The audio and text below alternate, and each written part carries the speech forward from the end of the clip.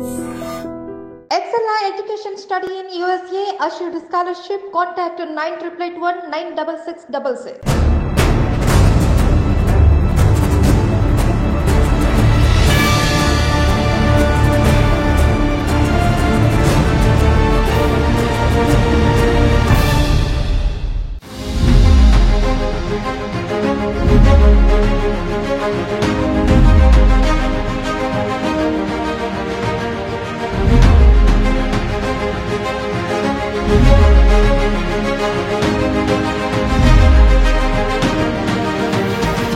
Welcome to crime analysis.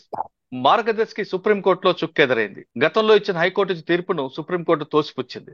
ఇది ఏకపక్షంగా ఉందంటూ సుప్రీంకోర్టు ఇచ్చిన జడ్జిమెంట్ ఇప్పుడు చర్చనీయంగా మారింది. ఇదే అంశంపై గత సంవత్సర క్రితమే ఇదే టాపిక్ లో హైకోర్టు అడ్వకేట్ రాజీవ్ రెడ్డి గారు వివిధ సందర్భాల్లో ఐ డ్రీమ్ కి ఇచ్చిన ఎక్స్క్లూజెంట్లో చాలా స్పష్టంగా చాలా క్లియర్ గా చెప్పారు ఎందుకు సుప్రీంకోర్టులో రాబోచ్చింది. సుప్రీంకోర్టులో ఈ తీర్పుపై ఎప్పటికైనా సరే మార్గదర్శికి దీనికి ఖచ్చితంగా యాంటీగా వస్తుందంటూ నా సెక్షన్స్ అన్నిటి మీద కూడా అతను విశ్లేషించారు. ఒక్కొక్క ఇంటర్వ్యూలో చూసుకుంటే ఎందుకు మార్గదర్శికి ఫెయిల్ అవుతుంది, మార్గదర్శి ఇచ్చిన కంటెంట్ ఖచ్చితంగా సుప్రీంకోర్టు దాంట్లో తప్పు పడుతుంది అంటూ చాలా స్పష్టంగా చెప్పారు. అప్పట్లో సంవత్సరాల క్రితం మార్గదర్శి గురించి వివిధ ఎంట్రీలో రాజీవ్ రెడ్డి గారు చెప్పిన అంశాలు, ఆయన అప్పుడులోనే సహరా కేసును కూడా ఉదహరిస్తూ సహరా ఏ విధంగా మోసం చేసింది, దానికి దీనికి ఏ విధంగా లింక్ ఉందనే విషయాన్ని చాలా క్లియర్ కట్ గా చెప్పారు. ఒకసారి రాజీవ్ రెడ్డి గారితో ఇంటర్వ్యూ మాట్లాడే ముందు వివిధ దశల్లో ఐ డ్రీమ్ కి ఇచ్చిన ఇంటర్వ్యూ క్లిప్పింగ్స్ ఒకసారి చూద్దాం. ఉండవల్లి అరుణ్ కుమార్ గారు 15 నుంచి పోరాటం చేస్తూ ఉన్నారు. నా పర్సనల్ ఒపీనియన్లో ఈరోజు పెద్ద సక్సెస్ ఆయనకి. ఇప్పుడు రామోజీ గారి విషయంలో కూడా తీసుకుంటే ఆయనని ఆర్బీఐ ఎప్పటి నుంచి అడిగినా ఆయన డీటెయిల్స్ ఇవ్వట్లేదు. సిబిసిఐడి వారు అప్పుడు మార్గదర్శి ఫైనాన్షియర్స్ కేసు చేసిన ఇవ్వలేదు. లాస్ట్కి హైకోర్టులో కేసు కొట్టేసేటప్పుడు నేను చెప్పాను 2-3 కారణాల చేత కొట్టేశారు. అవి లీగల్గా నిలబడే కారణాలు కాదు, సుప్రీంకోర్టులో అవి ఎగిరిపోతాయి కరెక్ట్ కనుక చేస్తే. దాంట్లో ఒక కారణము రామోజీరావు గారు 2500 కోట్లు డిపాజిట్లు సేకరించారు. వారేసిన రిపోర్ట్ రామోజీరావు గారి కంపెనీ తరఫున వేసింది. దాంట్లో ఏదో 2400 కోట్లు ఏదో మేము తిరిగి ఇచ్చేసాము, మిగిలిన 5 కోట్ల చిల్లర ఏదో ఉంది, మా అకౌంట్లో అంతకంటే ఎక్కువ ఉంది అని చెప్పారు. దానిపైన అప్పుడు హైకోర్టు జడ్జి గారు పీపీ గారిని నిజమేనా అడిగితే పీపీ గారు దానిపైన ఏమీ చెప్పలేదు. చెప్పకపోయేసరికి ప్రభుత్వం కూడా అంగీకరించింది అనుకొని ఏపీ హైకోర్టు దీన్ని ఒక గ్రౌండ్ కింద తీసుకున్నప్పుడు సిబిసిఐడి కేసుని కొట్టేయడం జరిగింది. బట్ జరిగింది ఏంటంటే ఆ డీటెయిల్స్ ఆయన ఇచ్చినట్టు తీసుకున్నట్టు ఆ డీటెయిల్స్ ఎప్పుడు ఎవరికి ఇవ్వలేదు. ఇది మనకెలా తెలుసు అంటే సుప్రీంకోర్టులో ఇది అపీల్ పోగానే ఫస్ట్ నోటీసు తెలంగాణ గవర్నమెంట్కి ఏపీ గవర్నమెంట్కి ఇచ్చింది సుప్రీంకోర్టు. వీరు డబ్బులు రిటర్న్ చేస్తున్నాం అంటున్నారు, ఇది నిజమేనా వెరిఫై చేసి చెప్పండి అని చెప్పింది. అంటే దాని అర్థం అది వెరిఫై కాలేదు, అది ఇవ్వలేదు. రామోజీరావు గారి విషయంలో కూడా మార్గదర్శి ఫైనాన్షియల్లో కొద్దిగా ఈ టాక్ ఉంది, దాంట్లో ఏదో బ్లాక్ మనీ ఉంది, ఎవరో రాజకీయ నాయకులకు సంబంధించి ఉంది, లేదా అంతా క్లీన్ ట్రాన్సాక్షన్స్ కాదు అని ఉండుంటే ఈ పాటికి బయట పెట్టేవారు ఈయన. కానీ ఇప్పుడు మాత్రం ఖచ్చితంగా ఆ ఆర్డరు ఆ డీటెయిల్స్ ఇవ్వమని ప్రొడ్యూస్ చేయమని వచ్చింది. దీన్ని తప్పించుకుంటే సేమ్ సహారా లాగా ఒకసారో 2 సార్లు 3 సార్లు కంటెంప్ట్ కిందికి ఖచ్చితంగా వస్తుంది. ఒకవేళ సబ్మిట్ చేశారనుకోండి పేర్లన్నీ కూడా, అంటే సబ్మిట్ చేస్తే దీంట్లో సబ్మిట్ చేసినంత మాత్రాన కేసు పోదండి, ఆర్బీఐ చట్టం వైలేషను. కాకపోతే ఏంటంటే కేసు తీవ్రత తగ్గుతుంది. డబ్బులు లెజిటిమేట్గా తీసుకున్నాము, లెజిటిమేట్గా తిరిగి ఇచ్చాము అంటే తీవ్రత కాస్త తగ్గుతుంది. తప్పిస్తే తప్పించుకునేది లేదు, చట్టం వైలేషన్ జరిగింది రెగ్యులేటరీ యాక్ట్కి. అంటే సహారా లాగా వీళ్ళు కూడా ట్రంక్ పెట్టలేకుండా పేర్లు తీసుకెళ్ళి ఇచ్చారనుకోండి ఖచ్చితంగా జైలుకి వెళ్తారు. ఒకవేళ లేదు అని వీళ్ళు కొంత వర్క్ చేసి ఎవరో పేర్లు పెట్టి ఆ పేర్లు పెట్టి తీసుకెళ్ళి, అంటే నా ఉద్దేశం ఏంటంటే ఇన్ని రోజులు పేర్లు బయట పెట్టకుండా ఆపుతున్నది చేస్తున్నది, ఏ రోజు కూడా బయటకు వచ్చి ఆ లిస్ట్ అనేది ఇవ్వలేదండి. హైకోర్టులో ఏదో స్టే తీసుకొని కొన్నాళ్ళు నడిపించారు. ఆ స్టే కారణం ఏదో ఆ పేర్లు బయటకు వస్తే రాజశేఖర రెడ్డి గారు వ్యతిరేకత పడదు, వారు ఎమ్మడబడతారనేదో స్టే తీసుకొచ్చి నడిపించారు. తర్వాత కన్వీనియంట్గా చూసుకొని మేము తిరిగి ఇచ్చేసామన్నాము. పీపీ గారు దానిపైన మాట్లాడకపోవటము, తలవటము, అది గవర్నమెంట్ నిర్ణయం కిందనే భావించి కోర్టు కొట్టేయటము. కానీ మనకి సుప్రీంకోర్టులో ఇది అప్పీల్ పోతానే ఫస్ట్ క్వశ్చన్ సుప్రీంకోర్టు అడిగింది, నోటీసులు ఇచ్చింది దానిపైన. దాని అర్థం ఏంటంటే రిటర్న్ కాలేదు, ఆ డీటెయిల్స్ లేవు అనేది. అంటే ఈ రోజు సుప్రీంకోర్టులో వచ్చిన జడ్జిమెంట్ ఆర్డర్ మాత్రమే, అదే సుప్రీంకోర్టులో వచ్చిన ఆర్డర్ మార్గదర్శికి ఒక షాక్ అనుకోవచ్చు, చాలా పెద్ద షాక్. ఇన్ని రోజులు దాచిపెట్టింది ఇప్పుడు బయటికి తీయాలి. ఎంతమంది పెట్టారు, ఎవరు పెట్టారు, మీరు ఎంత తిరిగి ఇచ్చారు. ఒకవేళ ఇప్పుడు ఇక్కడ కొన్ని రోజులు ఏదో టైం చూపించుకోనో లేదా ఇంకొక రీజన్ చూపించుకో అంటే అది సహారాకు ముందు ఏదన్నా అవకాశం ఉండేది అర్థం. బట్ సహారాలో మనకి ఎక్స్పీరియన్స్ ఉంది. సహారా వారు కూడా అప్పుడు చేసింది అది ఇలాంటిది ఎప్పుడు జరగలేదు కాబట్టి కొద్దిగా అతి తెలివి అంటారు అనమాట. కొన్ని ఇవ్వటం కొన్ని ఇవ్వకపోవటం ఇప్పుడు మనకు కూడా జరుగుతుంది. టైంకి రారు, ఫోన్ చేస్తే ట్రాఫిక్ జామ్లో ఉన్నాను, ట్రాఫిక్లో ఉన్నాను, పక్కన ఉన్నాను, పైన ఉన్నాను అని చెప్తుంటారు. అది కొంతవరకు నమ్ముతారు కొంతవరకు అని. బట్ సుప్రీంకోర్టులో ఆ చెల్లవు ఆల్రెడీ సహారా ఎగ్జాంపుల్ ఉంది. సేమ్ ఇదే పని చేయటము, కోఆపరేట్ చేయకపోవటము, ఆ డీటెయిల్స్ బయట పెట్టకపోవడం. సహారా కేసులో కూడా ఈ ఓఎఫ్సిడీలు అనేది టెక్నికల్గా వాడుకొని ఇది బాండ్లు మాత్రమే సెక్యూరిటీస్ కాదు అన్న వాదాన్ని మా మీద ఎవరు కంప్లైంట్ చేయదన్న దాన్ని ఒప్పుకోలేదు. ఒప్పుకోకుండా ఇన్వెస్టిగేషన్ జరగాల్సిందే, శిక్షలు పడాల్సినవి అని చెప్పింది. ఇప్పుడు మార్గదర్శి ఫైనాన్షియర్స్ కూడా సుప్రీంకోర్టులో ఉన్న మెయిన్ ఇష్యూ వచ్చి హెచ్యుఎఫ్ అనేది 45 ఉందా లేదా అని. నా అభిప్రాయం పర్సనల్గా చెప్పాలంటే ఆ వాదన సుప్రీంకోర్టులో నిలబడదు. ఎనీ అన్ఇన్కార్పొరేట్ అసోసియేషన్ ఆఫ్ ఇండివిజువల్స్ అంటే హెచ్యుఎఫ్ వారు ఇన్కార్పొరేట్ కాలేదు కాబట్టి వారు ఈ డెఫినేషన్లోకి వస్తారు. పోనీ వారి వాదన ప్రకారం ప్రెసిడెన్షియల్ ఆర్డినెన్స్ తోటి amendment unauthorised association of individuals అన్న దీనిలోకి ఎందుకు వస్తారంటే ఒక చట్టాన్ని ఇంటర్ప్రిట్ చేసేటప్పుడు దాంట్లో పదాలు పర్పసివ్ కన్స్ట్రక్షన్ అంటారండి. చట్టం ఆబ్జెక్ట్ ఏంటిది, ఇది దేనికి పెట్టుంటారు అని ఇంటర్ప్రిటేషన్ తీసుకోవాలి. ఓకే. రిజర్వ్ బ్యాంక్ ప్రకారము రిజిస్టర్ కానీ సిస్టంలో లేని కంపెనీలు కానీ మనుషులు వ్యక్తులు కానీ ఎవరు డబ్బులు వసూలు చేసుకోదు.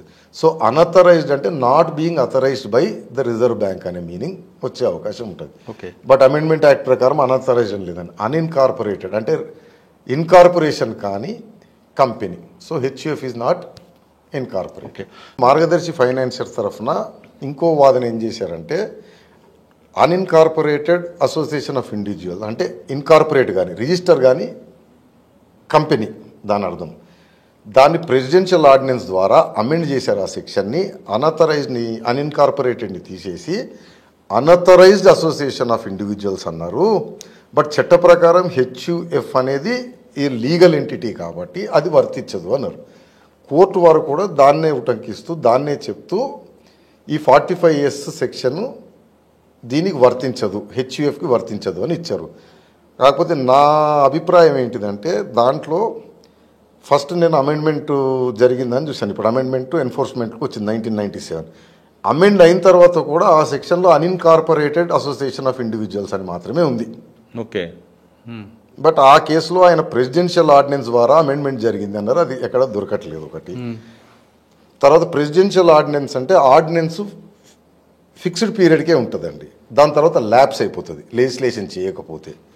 బట్ ఇప్పుడు అమెండ్మెంట్ యాక్ట్ 97లో వచ్చింది కాబట్టి దాని అర్థం ఏంటంటే అది లెజిస్లేషన్ జరిగింది అన్ఇన్కార్పొరేటెడ్ అసోసియేషన్ ఆఫ్ ఇండివిజువల్స్ అని ఉంది, అనథరైజ్డ్ అని లేదు. ఇప్పుడు 97 యాక్ట్లో ప్రస్తుతానికి అన్ఇన్కార్పొరేటెడ్ అని ఉంది. మరి దాన్ని ప్రాసిక్యూషన్ వారు ఎవరు కోర్టు దృష్టికి ఆ జడ్జిమెంట్ ప్రకారం తెచ్చినట్టయితే కనపడట్లేదు. కాబట్టి మార్గదర్శి ఫైనాన్షియర్స్ తరఫున చేసిన వాదననే ప్రాసిక్యూషన్ వారు రిఫ్యూట్ చేయలేదు ప్రాపర్గా, కాబట్టి దాన్ని బేస్ చేసుకొని ఆ కంప్లైంట్ని కొట్టివేయడం జరిగింది. రెండో ఇంపార్టెంట్ గ్రౌండ్ దాంట్లో ఏంటంటే ఇది మొదలైన తర్వాత ఈ కంప్లైంట్లు ఇది మొదలైన తర్వాత మార్గదర్శి ఫైనాన్షియర్స్ వారు డబ్బులన్నీ తిరిగి ఇచ్చేశారు. Majority of the amount due ఉన్నది తిరిగి ఇచ్చేశారు, ఏమీ లేదు, ఎటువంటి కంప్లైంట్లు లేవు అని అదొక గ్రౌండ్ పైన కొట్టేయడం జరిగింది ఆ కేసుని. ఓకే. దాంట్లో ఏంటిదంటే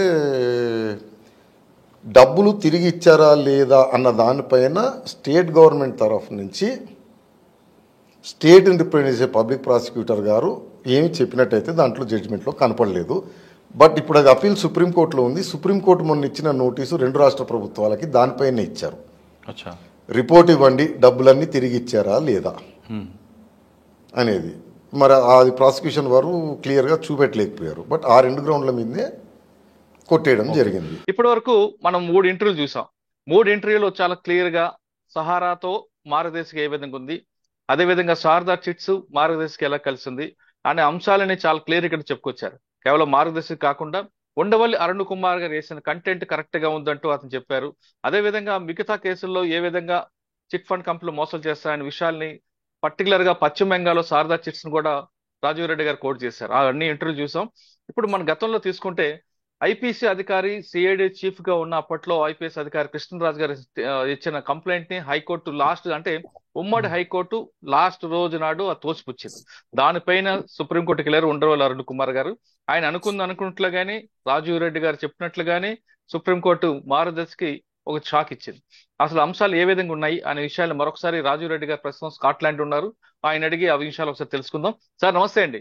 నమస్తే సార్, మనం ఈ అంశాలన్నీ కూడా గత సంవత్సరం ఒకసారి చాలా ఇంటర్వ్యూలో మనం డిస్కస్ చేసాం. ఉండవల్లి అరుణ్ కుమార్ గారు వేసిన పిటిషన్ కరెక్ట్ గా ఉంది, హైకోర్టు ఇచ్చిన లాస్ట్ రోజు ఇచ్చిన ఏకపక్షంగా ఉందంటూ మీరు అప్పట్లో చెప్పడం, నిన్న జరిగిన సంఘటనలో సుప్రీంకోర్టు కూడా అదే సెంటెన్స్ వాడుతూ చెప్పారు. ఒకసారి మనం వెనక్కి వెళ్ళి చూసాం వీడియోస్ అన్ని కూడా. ఈ కేసులో మార్గదర్శికి ఒక షాక్ అనుకోవాలా? ఇప్పుడు దీంట్లో ముందుకి కేసు ఏ విధంగా కొనసాగుంది అంటే సుప్రీంకోర్టు కూడా మెరిట్స్ లోకి వెళ్ళను అంటూ చెప్తూనే 6 నెలల్లో దీనికి కంప్లీట్ గా జడ్జిమెంట్ ఇవ్వాలంటూ సుప్రీంకోర్టు టైం బాండ్ కూడా ఇచ్చింది కాబట్టి ఇక ఈ కేసు ఏ విధంగా ముందుకు వెళ్తుంది? రామోజీరావు గారికి డెఫినెట్ గా షాక్, కానీ షాక్ పైన షాక్ తగిలేదు. ఇప్పుడు కాదు, ఒక 6 నెలలు పోస్ట్ పోన్ అయింది అనమాట. ఏం జరిగిందంటే సుప్రీంకోర్టు మెరిట్ లోకి ఎందుకు వెళ్ళలేదంటే సుప్రీంకోర్టు ముందుకు వచ్చింది అప్పీల్లో వచ్చింది. అవును, హైకోర్టు ఇచ్చింది కరెక్టా కాదా అని. దానిపైన సుప్రీంకోర్టు ఏంటంటే హైకోర్టు ఇచ్చింది తప్పు కాబట్టి బ్యాక్ టు ఆ కోర్టే. నెక్స్ట్ ఏం జరుగుతుందంటే హైకోర్టులో కూడా ఆ జడ్జ్మెంట్ తప్పు అని తెలితే మళ్ళీ అది గో బ్యాక్ టు ట్రయల్ కోర్టుకి వెళ్తుంది అనమాట, సెషన్స్ కోర్టుకి, సిబిసిఐడి కేసు. అంటే మొదలు పెట్టడం ఎక్కడి నుంచి మొదలు పెడదాం అంటే ఫస్ట్ హైకోర్టు జడ్జిమెంట్, దాని సెక్షన్ లో అది ఎందుకు తప్పు అనే మెరిట్స్ పోయే ముందు అక్కడ జరిగింది ఏంటిదంటే మనకు పాత సామెత ఉంటుంది, వడ్డిచ్చేవాడు మనవాడైతే ఎక్కడ కూర్చున్నాని. ఈ కేసులో ఏం జరిగిందంటే వడ్డిచ్చేవాడే కాక వండేవాడు, వార్చేవాడు, ఎత్తేవాడు, పూసేవాడు అంతా మన వాళ్ళే ఆ కేసులో. ఆ కేసులో పెక్యులియర్ గా సరే అందరు చెప్తున్నట్టు విడిపోయే ఒక రోజు ముందు వచ్చింది అదితో పాటు ఆ కేసులో అపేర్ అయిన పబ్లిక్ ప్రాసిక్యూటర్ గారు నా ఉన్న ఇన్ఫర్మేషన్ అంటే ఒకసారి మళ్ళీ చెక్ చేయాలి కానీ 2018 కాబట్టి పోసాని వెంకటేశ్వర్లు గారు, ఆయన తెలుగుదేశము అండ్ తెలుగుదేశం సంస్థలకి దాదాపుగా ఆస్థాన విద్వాంసుడు, లాయర్ గారు. ఓకే, ఆయన అంటే మీరు చూస్తే ఇప్పుడు సునీతమ్మ గారు అవినాష్ రెడ్డి మీద వేసే కేసులలోను, తర్వాత బహుశా నాకు తెలిసి T5 ఆంధ్రజ్యోతి పైన సిబిసిఐడి పెట్టిన కేసులు వాటిలలో విరివిగా ఆయన్నే రిప్రజెంట్ చేస్తారు. ఆయన ఏంటంటే తెలుగుదేశం ప్రభుత్వం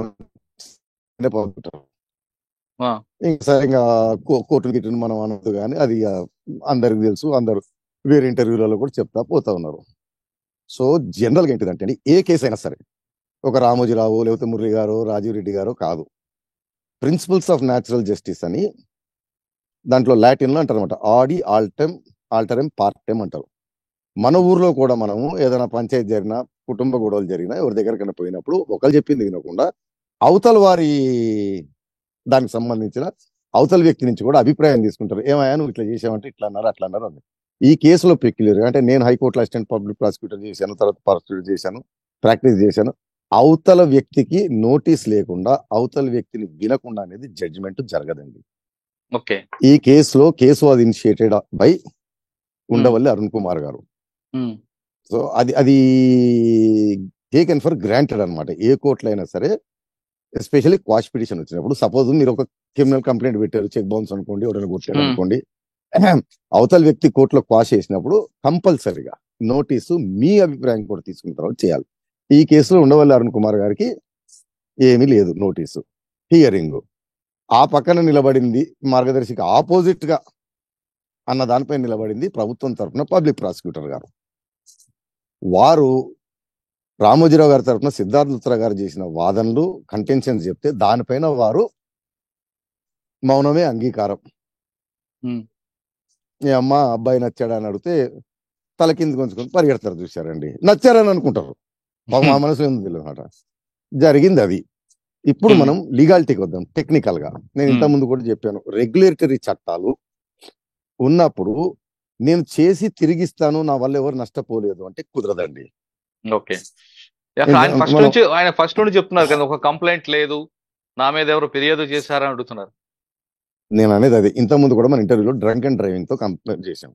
నా మందు నేను తాగాను, నా వాహనం నేను దిగలేను, నేను ఎవరికి గుద్దలేదు, నా పైన ఎవరైనా కుదరదు అంటే ఎవరో ఇంకా మేధావులు కామెంట్లు పెట్టారు, నా మందు నేను ఇంట్లో తాగితే కుదరదు. నువ్వు ఇంట్లో తాగితే తప్పు లేదు, రోడ్ ఎక్కి తాగితేనే తప్పు ఒకటి. కాబట్టి రెగ్యులేటరీ చట్టాలు ఎందుకు ఉంటాయంటే డ్యామేజ్ జరగక ముందు లేకపోతే డ్యామేజ్ జరుగుతున్న అర్లీ ఆన్ ఆపడం కోసం ఉంటాయి. ఓకే. ఎస్పెషల్లీ దీంట్లో ఏంటిదంటే రెగ్యులేటర్ చట్టాల్లో ఇది ఇది ఇప్పుడు కంపెనీస్ యాక్ట్, కంపెనీల చట్టాలు ఇవన్నీ గవర్న్ ఎందుకు చేస్తాయంటే, నేను కంపెనీ పెట్టి పెట్టుబడులు కానీ అప్పులు కానీ జనం దగ్గర తీసుకున్నాను అనుకోండి పర్పస్ పైన, అది తీసుకొని నేను తాగి తందనాలు ఆడితే ఎలాగ దానికి కంట్రోల్? సరే రేపు కేసు కావచ్చు, ఫ్రాడ్ కేసు, చీటింగ్ కేసు, నేను జైలుకు పోవచ్చు. నష్టపోయిన జనాలకి కంపెన్సేషన్ తిరిగి ఎలాగ ఇవ్వాలని దాని. సో ఫర్ ఎగ్జాంపుల్ ఇప్పుడు కంపెనీస్ యాక్ట్ ప్రకారం బిజినెస్ చేసే వాళ్ళు ప్రైవేట్ లిమిటెడ్ అని రిజిస్ట్రేషన్ కంపల్సరీ. రిజిస్ట్రేషన్ చేసిన తర్వాత కంపెనీ కార్యకలాపాలు పీరియాడికల్ గా రిజిస్ట్రార్ కి సబ్మిట్ చేస్తుంటారు. అండ్ అది పబ్లిక్ ఇన్ఫర్మేషన్, ఎవరైనా సరే అప్టైన్ చేయొచ్చు. మీరు ఆఫీస్ లో పెట్టుకుంటే రికార్డులు అవతల వాళ్ళు తెలియదు తాళం వేస్తే. బట్ కంపెనీ చట్టం కింద రిజిస్టర్ అయిన కంపెనీ యొక్క కార్యకలాపాలన్నీ especially financials are publicly available documents. ఒకటి రిజిస్టార్ దృష్టిలో ఉంటది, అంటే గవర్నమెంట్ ఏజెన్సీ దృష్టిలో, పబ్లిక్ దృష్టిలో కూడా ఉంటుంది అనమాట. ఫర్ ఎగ్జాంపుల్ నేను స్కాట్లాండ్ లో ఉన్నానండి. స్కాట్లాండ్ లో విస్కీ బిజినెస్ చాలా ఫేమస్. స్కాచ్ విస్కీ అందరూ తాగుతారు. నేను భారతదేశంలో బంధుమిత్రులు అందరికి చెప్పి ఇక్కడ మనం విస్కీ కంపెనీ పెడదాం, విపరీతం లాభాలు వస్తాయని చెప్పి నేను లక్షల కోట్లు వసూలు చేశాను. మీరు అంత ఇచ్చిన తర్వాత నేను విస్కీ వ్యాపారం చేశాను. ఏంది? కంపెనీ కాదు, విస్కీ కొనుక్కొని తాగేశాను. తాగేసిన తర్వాత మీరు లాభ ముట్టుకున్న తర్వాత ఇంకా పోలీసులు పరిగెడతా చేస్తా కష్టపడి స్కాట్లాండ్కి వచ్చి నన్ను పట్టుకొని వస్తారేమో, కానీ మీ డబ్బులు రావుగా, నేను చేతులు ఎత్తి జైల్లో కూర్చుంటా. 6 నెలలకు, సంవత్సరానికి ఖాళీ సీసాలు కూడా ఉండవు, అవి కూడా ఉండవు. కాబట్టి ప్రివెన్షన్ కోసం, మానిటరింగ్ కోసము చట్టాలన్నమాట ఇవి. సో ఆర్బీఐ ఏం చెప్తుందంటే, పబ్లిక్ నుంచి డిపాజిట్లు వసూలు చేసే ఏ కంపెనీ అయినా సరే నెంబర్ 1 ఇన్కార్పొరేట్ అయి ఉండాలి. ఇన్కార్పొరేషన్ అర్థం ఏంటంటే ministry of corporator affairs registrar దగ్గర రిజిస్టర్ చేసి ఉండాలి ఆ company. Okay. So that financial statements వాళ్ళు స్క్రూటినీ చేస్తూ ఉంటారు అనమాట. 2 ఆర్బీఐ దగ్గర కూడా రిజిస్టర్ అయి ఉండాలి, ఎందుకంటే ఆర్బీఐ కూడా మానిటర్ చేయాలి. ఇప్పుడు రామోజీరావు గారు పెట్టింది ఏంటంటే హిందూ అవిభాజ్య కుటుంబము అని పెట్టారు. హిందూ అవిభాజ్య కుటుంబాలు, ఆ కుటుంబాలు ఎక్కువ ఉండాలి, మానిటరింగ్ ఉండదు. అంటే మీరు గతంలో ఒకసారి బోలా శంకరుడు అని దాసరి నారాయణరావు గారి సినిమా ఉంటుంది, అందరూ చూడాలి. ఎందుకంటే 20-30 సంవత్సరాలు దాటినా కానీ ఈ రోజు కూడా అవే స్కాములు జరుగుతున్నాయి, మారలేదు. అంటే మన ప్రజలు అంత అమాయకులేరు. దాంట్లో ఆయన ఫటాఫట్ 420 అని కంపెనీ పెడతాడు, జనాల దగ్గర డబ్బులు ఇస్తుంటాడు. అర్థమైందా అండి? ఇప్పుడు మనం ఫటాఫట్ 420 కంపెనీ పెట్టి జనం దగ్గర డబ్బులు ఎత్తుంటే ఏ ఏజెన్సీకి తెలియట్లేదు, ఎవరు కంప్లైంట్ ఇవ్వట్లేదు. ముందు ఎవరి వరగా ఆర్బీఐకి తెలీదు, కార్పొరేట్ అఫైర్స్ మినిస్ట్రీకి తెలీదు, రిజిస్టార్కి తెలీదు. తెలిసి యాక్షన్ తీసుకునే లోపల కొంప కొల్లేరైపోతుంది అనమాట. సో రూల్ పెట్టింది అది. ఇన్కార్పొరేట్ కంపెనీ అంటే ఇప్పుడు మన కంపెనీలు రకరకాలు ఉంటాయి. పార్ట్నర్షిప్ ఫర్మ్ ఉంటుంది, ప్రొప్రైటరీ ఫర్మ్ ఉంటుంది, లేకపోతే రామోజీ గారి హెచ్సిఎఫ్లు ఉంటాయి. వీటిని ఎందుకు అలౌ చేయలేదంటే ఆ కంపెనీల పైన మానిటరింగ్ అంత ఉండదు. ఓకే. ఇన్కార్పొరేట్ అయిన కంపెనీ రిజిస్టర్ ఆఫ్ కంపెనీస్ దగ్గర ఏంటంటే మానిటరింగ్ రూల్స్ చాలా హై లెవెల్ ఉంటాయి అనమాట. ఆ లేని కంపెనీలు డబ్బులు తీసుకోవడానికి వీలు లేదు. ఇది కేసు. ఇదే ఆర్బీఐ చట్టం. చెప్పండి సార్. ఇటువంటిది కేవలం రామోజీరావు గారికి సంబంధించిన మార్గదర్శకమేనా, లేదా దేశంలో అన్ని కంపెనీల మీద కూడా ఇటువంటి ఫోకస్ ఉంటుందా? ఫోకస్ కాదండి, రూల్. అది రిజిస్టర్ చేసి డబ్బులు వసూలు చేయాలి. రిజిస్టర్ చేయకుండా డబ్బులు వసూలు చేస్తే వారి దృష్టికి వస్తే ఎవరైనా తీసుకొచ్చినా, లేదా వారి దృష్టికి వారికి వచ్చినా యాక్షన్ తీసుకుంటారు. కరెక్టే. కానీ ఆంధ్రప్రదేశ్ లో అంటే కంబైన్డ్ ఏపీలో ఒక కేవలం మార్గదర్శే కాకుండా చాలా కంపెనీలు ఈ విధంగా నడుస్తున్నాయి కదా, వాటి మీద లేకుండా కేవలం మార్గదర్శి మీద ఎందుకు ఇది రాజకీయ కుట్ర కేసు అని వాళ్ళు అంటుంటారు. అంటే మీకు నేను చెప్పేది, ఈ చట్టాలు వచ్చిన తర్వాత దాదాపుగా చేయట్లేదండి. ఎవరో ఒకరు ఫటాఫట్ 420 కంపెనీలు చేస్తున్నారు అనుకోండి, అది బయటపడుతుంది, యాక్షన్ తీసుకుంటున్నారు. మనకేం జరుగుతుందంటే ఫోకస్ లో, ఎందుకంటే పొలిటికల్ గా చార్జ్, ఆయన చాలా విఐపి కాబట్టి మనం చర్చించుకుంటున్నాం. కానీ మీరు ఎవరైనా నాంపల్లి కోర్టుకో లేకపోతే తాడేపల్లి కోర్టుకు వెళ్ళి మీరు చూసారా?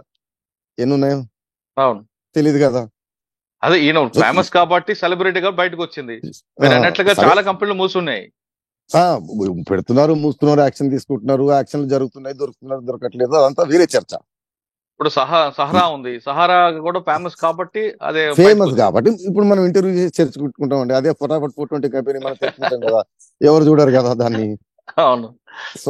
సుప్రీంకోర్టు కూడా నేను ఒక స్టేట్మెంట్ లో, నేను జరిగినది ఆర్గ్యుమెంట్ లో, ఏపీ తెలంగాణ కోర్టుతో పాటు ఉండవల్లితో పాటు ఎవరి స్టేట్మెంట్లు కూడా వినాలి, వాళ్ళ వాదన వినాల్సిందే అంటూ ఒక జడ్జిమెంట్ ఇచ్చారు. అంటే అది ఏ ఉద్దేశం ఇచ్చి ఉండొచ్చు? నేను చెప్పింది అదండి, ఆర్డీ ఆల్టరైమ్ పార్టం. దానికి సంబంధించిన ఎఫెక్టెడ్ ఎవరు ఉంటే వాళ్ళు వినాలి. ఈ కేసులో పెక్యులర్ ఏంటంటే రామోజీరావు గారి తరఫున సిద్ధార్థ గారు మేము డబ్బులు తిరిగి ఇచ్చేసాము అన్నారు. పిపి గారు మౌనం అంగీకారం అన్నారు. అది ఇచ్చారా లేదా ఏంది రికార్డ్ అనేది అది మినిమం కోర్టు వారు అడగాలి. నేను కూడా పీపీ చేసినప్పుడు మేము అలాంటి స్టేట్మెంట్ ఏదైనా చేస్తే అంటే మౌనం అంగీకారం కాదండి, ఇచ్చేసారండి అంటే కుదరదండి, మొత్తం ఆ రికార్డ్ అంతా తీసుకురండి అంటారు ఆన్ పేపర్. సార్ మీరు ఇదేది లేదు. అన్నట్లుగానే రికార్డుని తీసుకురామనంటే రామోజర్ గారి తరపు నుంచి అడ్వకేట్ ఓ సూట్ కేసు నుండో ఒక ట్రంక్ పెట్టినండో తీసుకొచ్చి వాళ్ళ దానిలో పెడతారు. ఎన్నెన్ని నేను చూస్తారు, అనేది ఏది కరెక్ట్ అది? ఇవన్నీ ఏంటంటే పప్పులు ఉడుకోండి, ఇవన్నీ మనము ఇన్ఎవిటబుల్ అంటే కాలిపోయే కర్మని నెట్టుతున్నాం తప్పిస్తే ఆపట్లేదు ఒకటి. రెండోది అచ్చా. ఎంత నెట్టుతా ఉంటే కర్మ అంత ఎక్కువ కాలుతా ఉంటది అనమాట. అంటే వడ్డీ తిరుగుతుంటది అనుకోండి, మీరు బ్యాంక్ అప్పు కట్టాలండి, ఎగ్గొట్టి తిరుగుతున్నారు, మీరు ఆనందం అవును. తిరిగితే వాడు ఏమన్నాడు, ఎందుకు తిరిగకపోతే చక్రవడ్డీ తిరుగుతుంటది, అవును. తర్వాత మీ అండర్ కూడా లాక్కొని పోతాడు వాడు ఏమైనా మిగులుతే. అట్లా పుష్ చేయడం. సో ఇప్పుడు సుప్రీంకోర్టు ఏం చేసిందంటే ఫస్ట్ అదే ఈ ఆయన చెప్పిన హిందూ అవిభాజ్య కుటుంబం అవన్నీ చెల్లవు ఆర్గ్యుమెంట్లు, అవి రాంగ్ ఆర్గ్యుమెంట్లు. సెకండ్, నేను డబ్బులు ఇచ్చేసాను అనేది కూడా నెంబర్ 1 డబ్బులు ఇచ్చేసినా ఉండవల్లి అరుణ్ కుమార్ గారు చెప్తున్నట్టు చెల్లదు. నేరం చేసిన తర్వాత నేను తిరిగి ఇస్తా అంటే మళ్ళీ నేను వేరే ఏదైనా ఎగ్జాంపుల్ చెప్తూ కొంతమంది కమెంట్లు పెడుతున్నారు, దానికి దీనికి ఏం సంబంధం అని అర్థం కావడం కోసం పెడుతున్నాను. మధ్యప్రదేశ్ లో కేసులో రేప్ చేసి పెళ్లి చేసుకుంటా అంటే హైకోర్టు ఓకే అంది, సుప్రీంకోర్టు దొబ్బులు దొబ్బింది. ఈ పని మొదలు పెడితే ప్రతి ఒక్కరు ఇదే చెప్తాడు అని. అవును. అవును. సో అది కుదరదు. అంటే రామోజీరావు గారిని డబ్బులు తిరిగి ఇచ్చేసాను, నా మీద కంప్లైంట్ లేదు. ఆ చట్టం violation it self is crime, penalty. Number 2 ఇంక ఇచ్చారా లేదా, ఎంత ఇచ్చారో అనేది ఇప్పుడు బయటికి రావాలి. అదే ఎవరో రిటైర్డ్ జడ్జి లేకపోతే జడ్జి తోటి నోటీస్ అవును. ఇప్పించి కాల్ఫర్ చేయండి అని. నాకు ఉమ్. తెలిసి ఈ దాంట్లో ఎవరు రారు, వచ్చినా ఉమ్. తక్కువ మంది వస్తారు. ఎందుకంటే ఇది అంటే గెస్ట్ చేసి చెప్తున్నాను, 100% షూర్ ఇది బ్లాక్ వైట్ లో వ్యవహారం. ఉమ్. నేను చెప్పాను ఇంతకుముందు, అప్పుడు ఇన్కమ్ ట్యాక్స్ రూల్స్ లేకుండా మీరు ఒక కాంట్రాక్టర్ దగ్గర నుంచి లంచం కొట్టేసి సార్కి ఇచ్చేది. సార్ ఏం ఉమ్. చేసేదంటే మీకు ఒకటి అగ్నిపర్వతం కృష్ణ గారి సినిమా ఉంటుంది, ఉమ్. అందులో ఆయన మాఫియా డాన్ ఉంటాడు, ఉమ్. స్మగ్లింగ్ చేసి డబ్బులతో ఒక హాస్పిటల్ కడితే ఇన్కమ్ ట్యాక్స్ వారు రైడ్ చేస్తారు. ఈ డబ్బు ఎక్కడి నుంచి వచ్చిందంటే ఆయన అగ్గి పెట్టే ఉందా అని చెప్పి ఒక పెద్ద కాగితం చుట్టని కాలుస్తే వదిలిపెడితే ఓ 1,00,000 పేర్లు వస్తాయి, ఈ రూపాయి మళ్ళీ 10 రూపాయలని. ఇవన్నీ రాసుకొని వీరే వేసుకోవటం, వీరు వేసుకున్న తర్వాత అది వైట్ అవటం, దాన్ని తీసుకెళ్లి వీరికి సంబంధించిన కంపెనీలో వెనకటికో మంత్రి గారు ఓ దివాలా తీసిన కంపెనీని కొన్న తర్వాత ఆ కంపెనీకి ఫారెన్ నుంచి పెద్ద పెట్టుబడులు వచ్చి దాని షేర్ వాల్యూ చాలా పెరిగి ఈయనకు వైట్ అమౌంట్ లో జరిగింది అనమాట.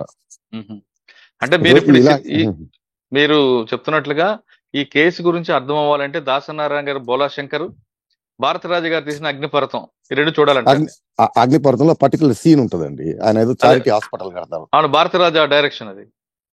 హాస్పిటల్ కడితే ఇన్కమ్ ట్యాక్స్ రెడీ చేస్తారు, ఇన్ని కోట్లు ఎక్కడి నుంచి వచ్చినాయి అంటే ఇంతమంది నాకు చందా ఇచ్చారని చెప్పి ఒక కట్టేసి రాస్తారు అనమాట, ఆగిపెట్టతో కాల్చి. ఇప్పుడు ఆ ఇచ్చినోడు చేసినోడు తెలియదు, అదేవాడు క్లెయిమ్ చేయడు, అదేవాడు రాడు, ఆ ఇబ్బంది. రెండోది 45 years వైలేషన్ స్ట్రిక్ట్ గా జరిగింది. దాన్ని రామోజీరావు గారే ఒప్పుకున్నారు, ఒప్పుకొని నేను డబ్బులు వెనక్కి ఇచ్చేసాను అంటున్నారు. బట్ నేరం జరిగింది అయితే జరిగింది కదా, దానికి 2 ఏళ్ల జైలు శిక్ష, 5 6 ఫైన్ ఆయన వసూలు చేసిన 2,000 3,000కి. అదే నేను చెప్పేది, ఇది తిరుగుతా పెనాల్టీ ఫైన్ వడ్డీలు పెరుగుతుంటాయి, అది ఇన్ఎవిటబుల్ తప్పించుకోవడం. సుప్రీంకోర్టు చెప్పినట్లుగా 6 నెలల్లో దీనికి కంక్లూడ్ చేయబోతున్నారు. కంక్లూజన్ ఏం జరుగుతుందంటే అదే 6 నెలలు ఏం జరుగుతుందంటే 6 నెలల్లో రామోజీరావు గారు శిక్ష పడదండి, రోయ్ కంగారు పడకండి. ఎందుకంటే హైకోర్టు కాదు శిక్ష చేసేది, శిక్ష చేయాల్సిన ట్రయల్ కోర్టు ఆల్వేస్. అందులో సుప్రీంకోర్టు హైకోర్టులో అప్పీళ్లలో ఇంటర్ఫియర్ అయితే తప్పిస్తే శిక్షలు వేయాల్సింది. ఎందుకంటే లోవర్ కోర్టుకు పడదు ఏంటంటే విట్నెస్ ఎవిడెన్స్ వారు డైరెక్ట్ గా చూస్తారు, అవును, సో వాళ్ళు కరెక్ట్ డెసిషన్కి వస్తారని. హైకోర్టులో కనుక జరుగుతుంది అప్పుడు కొట్టేసింది తప్పు, ఈ కేసు జరగాల్సిందే అని చెప్పి రిమాండ్ బ్యాక్ టు సిబిసిఐడి కోర్టుకి వెళ్ళిపోతుంది. బట్ ఈ కేసులో పెద్ద డిలే ఉండదు, ఎందుకంటే సాక్ష్యాలు తీసుకొచ్చి విచారణ ఉండదు, అంత ఆన్ పేపరే కాబట్టి. రెండోది రామోజీరావు గారే ఒప్పుకున్నారు నేను తీసుకున్నాను, అవును, కాకపోతే తిరిగి ఇచ్చేసాను అంటున్నారు. అదొక యాంగిల్లో పోతుంటే జ్యుడిషియల్ కమిషన్ ఏంటిదంటే నోటీసులు ఇచ్చి, ఎందుకంటే హైకోర్టు 6 నెలల్లో కేసును ఫైనల్ చేయాలంటే one of the contention Ramoji Rao చేస్తే నేను డబ్బులు తిరిగి ఇచ్చాను, ఎంత తీసుకున్నారు ఎంత ఇచ్చారు వాస్తవం కాదని అది కూడా ఒకటి చూడాలి కదా. సో ఈ జ్యుడిషియల్ కమిషన్ ఏంటంటే ఆ నోటీసులు ఇచ్చి ఆ రిపోర్ట్ అంతా తెప్పించుకొని హైకోర్టులో సబ్మిట్ చేస్తుంది అనమాట, ఏ కోర్టులో ఏ బెంచ్ ముందే జరుగుతుందో. సో 3 కంటెన్షన్లు అండి ఆయనది. అవిభాజ్య కుటుంబము కాబట్టి ఇల్లీగల్ కాదు అన్నాడు, అది చెల్లదు, సుప్రీంకోర్టు కూడా చెప్పేసింది. రేపు హైకోర్టు అయినా అంతే. Incorporate register of companies register కాని కంపెనీ ఏదైనా తీసుకోవడానికి వీల్లేదు. సో అది గాను డబ్బులు తిరిగి ఇచ్చాను, తిరిగి ఇచ్చినా నేరమే. మూడోది నిజంగా ఇచ్చావా లేదా అనేది ఈ జ్యుడిషియల్ కమిషన్ తెలుస్తుంది. ఓకే. ఎంతమంది ఉన్నారు, ఎంతమందికి ఇచ్చారు అనేది. ఉమ్. హైకోర్టులో కూడా డిస్మిస్ అయ్యి goes back lower to court. Lower court. Lower okay. Court already అంతా రెడీగా ఉంది, ఆ, ట్రయల్ మొదలు పెట్టడమే. డబ్బులు తీసుకున్నాను ఆయన ఒప్పుకున్నాడు కాబట్టి మారేది ఏమీ లేదు. ఈ విషయంలో ఉండవల్లి అరుణ్ కుమార్ గారు సక్సెస్ ఎందుకు అయ్యారంటే అది కూడా చెప్తాను నేను. భారతదేశం 150 కోట్ల మందిలో ఓన్లీ ఉండవల్లి అరుణ్ కుమార్ గారే రామోజీరావు పైన సక్సెస్ అవుతారు. ఉమ్. దానికి కారణం ఏంటిదంటే రామోజీరావు గారు మీడియా పరంగా, పొలిటికల్ పరంగా చాలా పవర్. ఇప్పుడు మీరు నేను రామోజీరావుని తగులుకున్నాం అనుకోండి, మనకి ఎన్నో వ్యాపారాలు ఉంటాయి, మనకి ఎన్నో సాధక బాధకాలు ఉంటాయి, వాటి డ్యామేజ్ అయ్యే అవకాశం ఉంటది. ఉమ్.